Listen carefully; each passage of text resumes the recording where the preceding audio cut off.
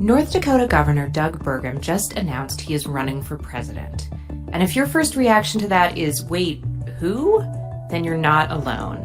So to learn more about him, I spoke to 538 senior elections analyst Nathaniel Rakich. Okay, Nathaniel, who is Doug Burgum? Well, he's been governor of North Dakota since 2016, but how he got there is actually pretty interesting and sheds light on why he thinks he can be president. He grew up in a small town in North Dakota and mortgaged a piece of farmland he inherited from his dad in order to invest in a company called Great Plains Software. He eventually became its CEO and sold it to Microsoft for $1.1 billion. But when he announced he was running for governor in 2016, most people still didn't know who he was. But he wound up defeating the sitting attorney general 59% to 39% in the Republican primary. So he has experience winning primaries he wasn't supposed to.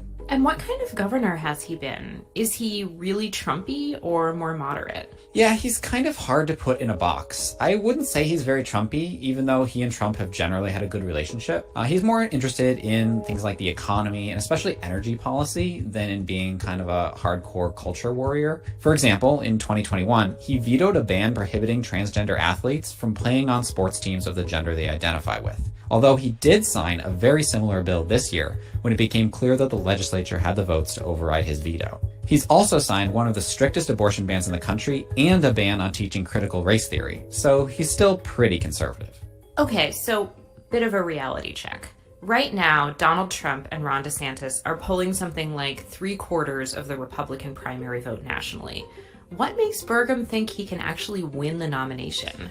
Yeah, well, you know what they say, that every governor and senator looks in the mirror and sees a future president. But I think that one thing that Burgum has going for him that, say, Asa Hutchinson doesn't is money. His net worth is more than $1 billion, and he's reportedly willing to self-fund his campaign. Remember, for example, when Michael Bloomberg spent $1 billion on his 2020 campaign and he had that little surge in the polls? Of course, Burgum probably won't spend that much, and Bloomberg didn't win the Democratic nomination, but it's not crazy to think that Burgum could spend his way to, like, third place or something. And I think that guys like Burgum look at Ron DeSantis, who has not gotten a lot of favorable news coverage lately with his awkward campaign interactions and his glitchy campaign launch, and think, I could beat this guy. So I think Burgum's best case scenario is he spends his way to 10% in the polls or something and becomes a viable third option.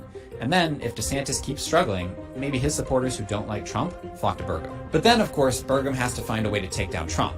And given how popular Trump is in the party, that's just going to be really hard.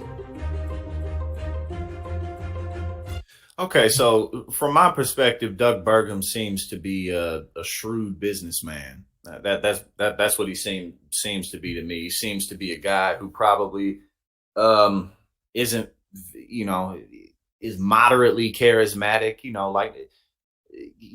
Good with people for sure. Probably not a real boisterous person who's like really funny or really like attractive to talk to, but he's probably like just enough, and he's really good at handling business, and that's the type of person he seems like to me, like again like a shrewd businessman, which the Republican Party and the Democratic Party, like honestly,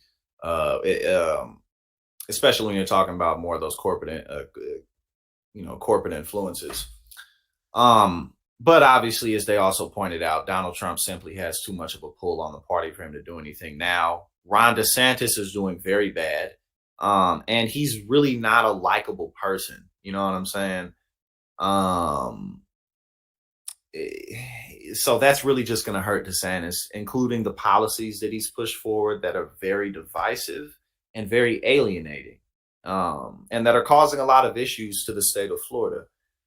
So I mean, perhaps we'll see a little bit of Doug Burgum. Again, he's not going to get far, but if he's relatively charismatic, then we're going to see a decent amount of him. That doesn't mean he's going to do well with the voters, but I do think that the Republican Party is going to be looking for somebody else to kind of push Ron DeSantis off of the screen, because I think it's painfully obvious that Ron DeSantis